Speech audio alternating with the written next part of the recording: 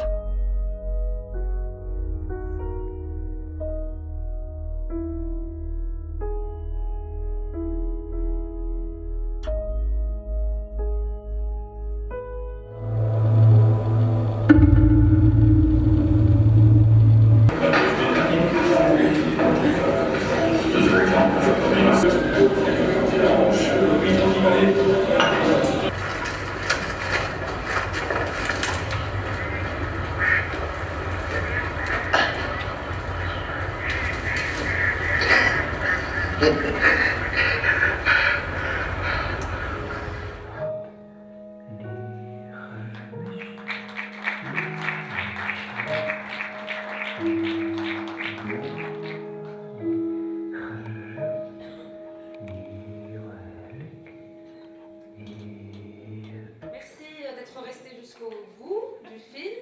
Le film il est assez dur, il pose beaucoup de questions, il prête à la réflexion et et au rêve aussi, mais en tout cas il pose pas mal de questions.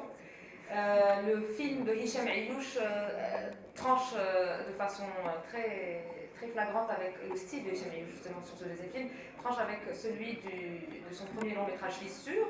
Fissure c'est un film mouvementé, c'était caméra sur épaule, c'était un film assez trash, décousu. Là on voit vraiment l'esthétique et l'onirisme poussé jusqu'au bout. Et puis aussi, il rompt avec tous les clichés qu'on peut avoir sur le cinéma maghrébin. Donc on n'a pas les images qu'on peut avoir dans un film de Yamina Benguigui. J'ai entendu ce commentaire tout à l'heure. Il n'y a pas la famille maghrébine, il n'y a pas le rapport à l'identité, à la religion, à la langue. Il y a beaucoup de choses qui sont laissées comme ça pour le spectateur pour qu'il puisse réfléchir à la condition intrinsèque et humaine que Hicham Ayouch essaie d'aborder. Donc je laisse les membres de l'association et vous aussi discuter de ce film. J'aimerais avoir vos réactions aussi et qu'on puisse clore la saison des Jeudis Cinéma en beauté. Donc place au débat. Bonsoir, en fait, je pense qu'aujourd'hui vous voulez surtout vous donner la parole puisque c'est la dernière séance de l'année. Avoir vos réactions, avoir un peu plus de temps pour justement sentir un peu comment vous réagissez au film. Moi, ce qui m'a beaucoup intéressé dans ce film, c'est la manière dont ces quartiers de banlieue de grandes villes françaises sont filmés, comment justement ces endroits où les gens normalement étaient que de passage ont été obligés de rester, se sont ghettoisés, et comment en fait les gens se sont appropriés ces lieux et ont créé des sociabilités vraiment intéressantes. Donc il y avait vraiment les deux visages, la banlieue un peu, la banlieue justement, lieu enclavé, et la banlieue où il y a plein de choses qui se nouent au niveau humain. Ça c'est quelque chose qui m'a beaucoup plu dans le film. Bon, ça c'est une première impression du film, mais je pense que c'est surtout pour vous donner la parole aujourd'hui qu'on est là. Moi, ce que nous présentons comme film, d'habitude et toujours, c'est des films qui ont des relations avec le droit. Moi, je voudrais vous poser la question, après je la pose également. La question de droit de l'homme se trouve où dans ce film? Exactement. Qu'est-ce qu'on est en train de regarder? C'est un film qui est très très important, mais à ce niveau-là, est-ce que vraiment c'est une question de quelque part, hein, bien sûr, dans toute la vie c'est des droits de l'homme. Est-ce que vraiment il y a une question qu'on peut un petit peu mettre, quelque chose qu'on peut mettre en relief et dire, bon voilà, il y a une question qui est faite, il y a une solution, enfin un thème, quelque chose comme ça. Voilà. Je pose plutôt une question. Je pense que c'est toute la réflexion sur la situation migratoire, en fait, comment elle peut exacerber justement plein de choses, les rapports d'autorité entre les générations, comment elle exacerbe aussi les rapports sociaux, et comment, plusieurs fois dans le film, la question s'est posée, est-ce que tu es un homme, pourquoi tu n'es plus un homme? C'est quelque chose qui est revenu constamment, et voilà, je pense que c'est toute la réflexion effectivement sur toutes ces tensions liées à la situation migratoire qui sont mises en évidence. Moi, je pense. À la fin du film, il y a une chanson. Ouais. Ça résume pratiquement tout le film. Ça résume exactement. Parce que la chanson, la Kalmaha, il y a un. C'est vraiment la relation enfant. Et il y a quelque chose qui est extraordinaire avec le film.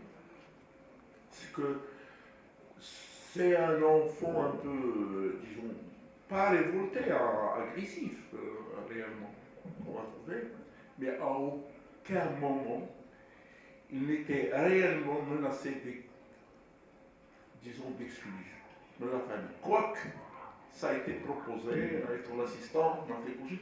Tout le reste, c'est le droit avec l'enfant à avoir sa chance, à avoir un droit qu'il a arraché de l'expression, un droit à être dans une famille, de vivre convenablement. Mais convenablement. Être convenablement, on va le trouver exactement d'une manière peut-être très choquante, lorsqu'on va trouver un enfant, ok, en train de mettre fin à la vie de Heikel, qui n'était réellement qu'un Heikel. Heikel qui veut dire squelette, il a de l'art bien, Heikel, il y a un squelette, qui à un moment, les 10 ans, la chance les 10 ans d'enfance, le bonheur et tout cela, qui lui donne un moment de bonheur, qui le fait sortir vers le monde et qui met fin à sa vie. Carrément. Carrément. C'est de dire de vivre convenablement ou de ne pas vivre. C'est quelque chose qui est extraordinaire. Je pense que c'est pratiquement tout le film. Moi, j'ai une autre lecture, et ce que vous dites là, c'est très intéressant. Moi, je me retrouve, moi, je n'ai pas vu de banlieue, je n'ai pas vu de trajet migratoire. Tout le long du film, j'ai vu un utérus. Hein, et donc, un parcours intra-utérin avec une excroissance qui est un bâtard. Donc, le problème de l'identité de la banlieue, il n'y a pas de banlieue, il y a un utérus du début à la fin. Et donc, c'est ça que j'ai trouvé assez intéressant, c'est-à-dire on a un nouveau langage qui va au-delà des clichés traditionnels et les stéréotypes qu'on a soit sur la question de l'identité, la question de la banlieue, du trajet migratoire, et je n'adhère pas à ce que vous avez dit. Hein. Donc voilà, alors où est l'identité intra-utérine? Et c'est ça que je trouve, c'est une pensée relativement radicale et une écriture cinématographique très très intéressante et prometteuse. Les rendez-vous de janvier arriveront sur la page Facebook de l'association ARMCDH, sur le site internet que nous avons maintenant depuis presque 6 mois déjà, armcdh.ma. Vous pouvez voir les rendez-vous de janvier. Alors, on a un jeudi cinéma, une matinée enfant, du dernier dimanche du mois, et la masterclass de Nourdin Saïd. Nous avons invité M. Nourdin Saïd, ex-directeur du Centre cinématographique marocain, à animer une masterclass d'une durée d'une semaine, spécialement dédiée au cinéma marocain. Donc, il y aura la projection de 5 films marocains qui traite de questions de droits humains à travers l'histoire du cinéma marocain. Donc on vous donnera rendez-vous à partir de début janvier, on vous dira où et quand, mais ce sera en tout cas avec Nourdine Saïd. Je vous remercie énormément d'avoir été présent. Je vous signale qu'il y a aussi une autre diffusion du film Fièvre, dimanche, après-demain à partir de 18h, ici même à la salle du 7e art. Et bonne année, meilleurs vœux, bonne santé, tout ça. Merci.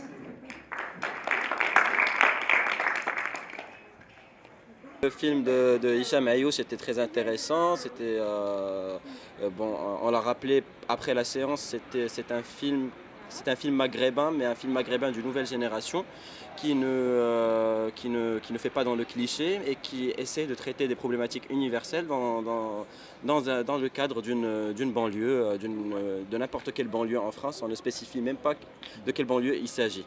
Donc c'était très intéressant, l'esthétique du film était très belle, c'était de très belles images, une très belle bande son. Et bonne année à tous et à l'année prochaine, à la prochaine saison des Jeudis du cinéma et des droits de l'homme. Les souhaits pour l'année 2015, beaucoup de bons films, une réflexion sur les droits de l'homme et puis beaucoup de monde pour nous accompagner. Voilà. Des projets pour 2015, on les a un petit peu cités, toujours les masterclass, les jeudis cinéma, les matinées enfants et peut-être des surprises. Alors il faut venir pour justement attendre les nouveautés et éventuellement les surprises qui vont vous étonner, je pense.